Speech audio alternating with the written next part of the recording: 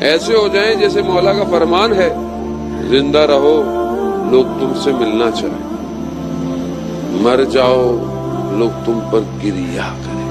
اور یہ کردار کیسے بنے گا ایسے؟ یہ کردار خوبصورت برانڈڈ کپڑے پہننے سے نہیں بنتا، یہ کردار باطن کو خوشبودار کرنے سے بنتا ہے۔ وہ یہ باطن کیسے خوشبودار ہو؟ میں اس پہ عطر لگاؤں؟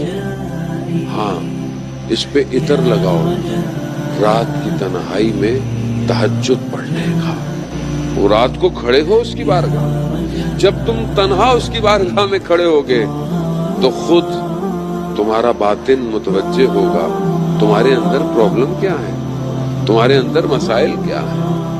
اور جتنا انسان اپنی خلوت میں خدا کے قریب ہوگا، خدا اسے جلوت کے اندر بھی اپنے قریب ہی رکھے گا۔